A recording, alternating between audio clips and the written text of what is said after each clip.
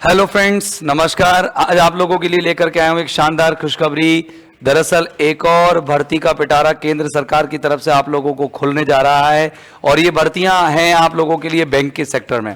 तो देखिए, एक बार मैं समझा देता हूं आपको कि बैंक के सेक्टर में कहां और कैसी वैकेंसीज हैं। ये सेंट्रल बैंक ऑफ इंडिया की ये वैकेंसीज हैं और एक नहीं, दो नहीं, हजार नहीं, सीधी 5,000 वैकेंसीज हैं, 5,000 पदों के लिए है।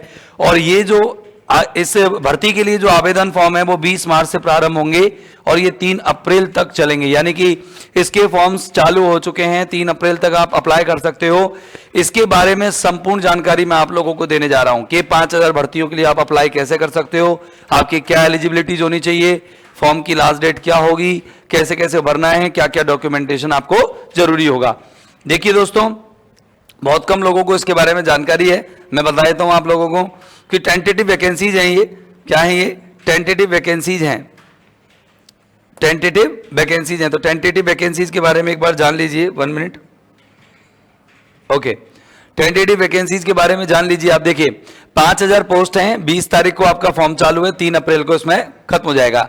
तो ये date of online examination tentative, यानी अप्रैल 2nd वीक में इसकी ऑनलाइन एग्जामिनेशन होने वाली है। टेंटेटिव है, मतलब अभी तो क्लियर नहीं है, यानी बहुत जल्दी एग्जाम होने वाली है। आपके पास तैयारी के लिए न के बराबर समय है। और ये लगातार, मतलब बैंक की एग्जाम्स लगातार वो बच्चे देते हैं जिनकी तैयारी पहले से ही तैयार हो, सुनिश्चित हो। और देखिए, यहाँ पर अलग अलग बोर्ड दिए गए हैं, अलग अलग एरिया दिए गए हैं जहाँ पर ये बैंक की एग्जाम या पोस्ट होने वाली है। तो ये अलग अलग पोस्ट के लिए देखो, उड़ीसा में क्या पोस्ट है, आंध्र प्रदेश, तेलंगाना, कर्नाटका, ये त्रिपुरा, मेघालय, मिजोरम, इन सभी में यहाँ पर आपकी पोस्ट हैं। बिहार, महाराष्ट्र, गोवा, इन सभी जगहों पर पोस्ट हैं। यहाँ पर देखिएगा आप लोगों को क्या एलिजिबिलिटी चाहिएगी। तो एलिजिबिलिटी में मैं सबसे पहले एज सेक्टर के बारे में बता देता हूँ कि एज वाला जो सेगमेंट है उसके अंदर देखिएगा कि कम से कम 20 साल की उम्र होनी चाहिए और 28 साल मैक्स टू मैक्स। और यहाँ पर थोड़ा सा रिलैक्सेशन भी है अपर एज लिमिट का, जो कुछ कैटेगरीज के लिए जैसे SC, ST, OBC, PWD है, गवर्नमेंट की रूल्स एंड गाइडलाइंस के अकॉर्डिंग वहाँ पर उन लोगों को क्या भी है, थोड़ा एज रिलैक्सेशन भी है। क्वालिफिकेशन की बात करें तो एक चीज़ ध्यान रखिएगा, यहाँ पर ग्रेजुएट डिग्री होनी चाहिए, स्नातक होना चाहिए, किसी भी डिसिप्लिन से हो, किसी भी सब्जेक्ट से हो, किसी भी मतलब डिसिप्लिन का मतलब होता है सब्जेक्ट, यानी कि चाहे आपके आर्ट्स से हो, चाहे कॉमर्स से हो, चाहे आपके मैथ्स से हो या बायोलॉजी से हो, किसी से भी हो। इसके अलावा फिजिकल और मेडिकल फिटनेस के बारे में बात करें कि जो एंगेजमेंट ऑफ अप्रेंटिस है will be subject to the his और her being declared medically fit as per the requirement of the bank की रिक्वायरमेंट के अकॉर्डिंग वो मेडिकली और फिजिकली फिट होना चाहिए।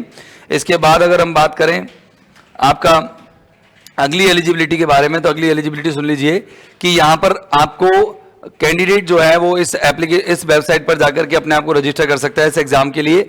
5,000 वैकेंसीज हैं। टाइमिंग आवर्स जो है वो जॉब ट्रेनिंग, मतलब क्या होगा, apprentice shall be imparted on job training as applicable to the clerical staff.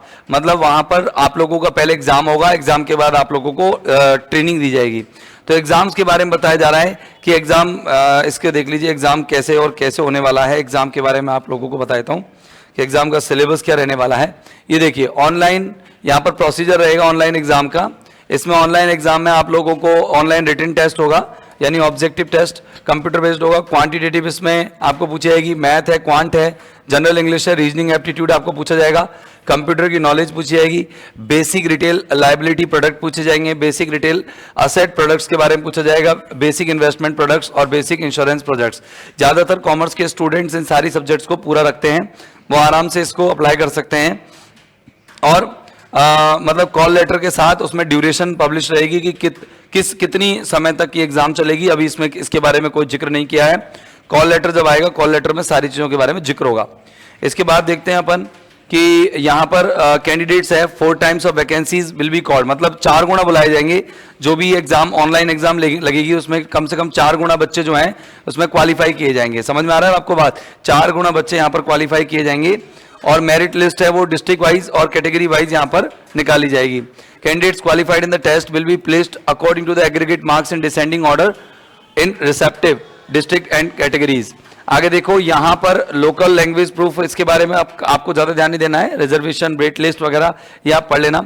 फिलहाल मैं आप लोगों को बताता हूँ कि यहाँ पर आपकी जो पीरियड ऑफ एंगेजमेंट, ये भी period of engagement shall be 1 year, मतलब 1 साल के लिए यहाँ पर आप एंगेज रहेंगे। बाकी का आप लोगों को ये कि मैं वैकेंसी के बारे में जानकारी दे रहा था कि आप लोग तैयारी अगर कर रहे हैं तो उसको दुरुस्त कर दीजिए, बहुत जल्दी ये शुरू होने वाली है, बहुत जल्दी ये शुरू होने वाली है। और आप लोग ये मान लीजिए कि आपके पास ज़्यादा समय नहीं है, एग्ज़ाम सेकेंड वीक में है, अप्रैल के सेकेंड वीक में, और फॉर्म की लास्ट डेट 3 अप्रैल तक है। तो जुट जाइए, अगर आपने तैयारी नहीं की हो तो तैयारी कीजिए। Thank you very much, bye bye.